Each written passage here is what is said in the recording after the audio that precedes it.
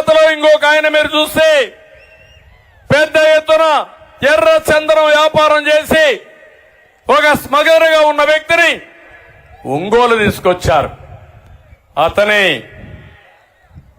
భాస్కరన్ వీరప్పన మారిగా ఈయన ఒక భాస్కరన్ గా తయారు అయ్యే పరిస్థితి వచ్చాడు. ఇలాంటి సంఘటనలు చూసినప్పుడు కొల్లలు జరిగాయి, చాలా అన్యాయం జరిగింది. ఈరోజు నేను ఒకటే అడుగుతున్నాను, రాష్ట్రంలో నలుగురు రెడ్లు పెట్టుకొని పెత్తందారీ వ్యవస్థతో రాష్ట్ర రాజకీయాలు చేసే మీరు, వెనుకబడిన వర్గాల్ని పూర్తిగా అణిచివేసే మీరు సామాజిక న్యాయం మాట్లాడుతున్నారు. సామాజిక న్యాయం మాట్లాడే అర్హత ఈ జగన్మోహన్ రెడ్డికి లేదు.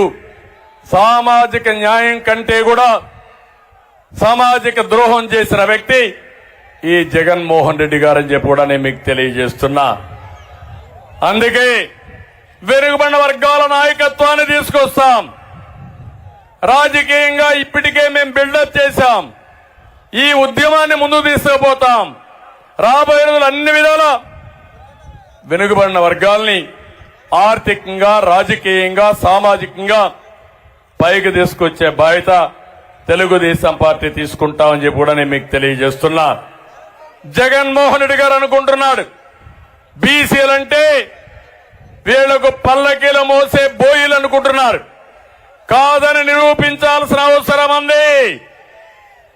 బీసీలు బ్యాక్వర్డ్ క్లాస్ కాదు, బ్యాక్ బోన్ సొసైటీ కానీ నిరూపించుకుంటామని జై హో బీసీ. అందుకనే నేను ఈ సందర్భంగా మిమ్మల్ని అందరినీ కోరుతున్నా, ఇవన్నీ కూడా మనం ప్రజల్లోకి తీసుకుపోవాల్సిన అవసరం ఉంది. ఒక్క విషయం మీరు గుర్తుపెట్టుకోండి, మా కలయిక ఈ సమాజం కోసం కలిసిన కలయిక ఇది. నేను గాని పవన్ కళ్యాణ్ గారు గాని మా కోసరం కాదు, నాకు ముఖ్యమంత్రి పదవి కోసరం కాదు, పవన్ కళ్యాణ్ కో అధికారం కోసరం కాదు, ఆంధ్రప్రదేశ్ రాష్ట్రం యొక్క హితం కోసరం, ఈ రాష్ట్రాన్ని బాగు చేయడం కోసరం, భావితరాల భవిష్యత్తు కోసరం పోరాడే ధర్మ పోరాటం ఇది. ఆ రోజు కూడా 2014లో పవన్ కళ్యాణ్ గారు ఒకటే చెప్పారు, విభజన జరిగింది, ఇబ్బందులున్నాయి, ఇప్పుడు పోటీ చేస్తే ఓటు కూడా డివైడ్ అవుతుంది, కాబట్టి నేను పోటీ చేయనని బేషరతుగా సమాజం కోసం చెప్పిన వ్యక్తి పవన్ కళ్యాణ్ గారు.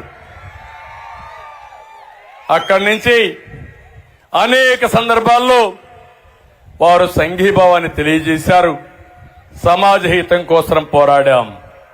మొట్టమొదటి మీటింగ్ యువగళం, రెండో మీటింగ్ తాడేపల్లిగూడెం, మూడో మీటింగ్ బీసీ గర్జన జై హో బీసీ మంగళగిరి.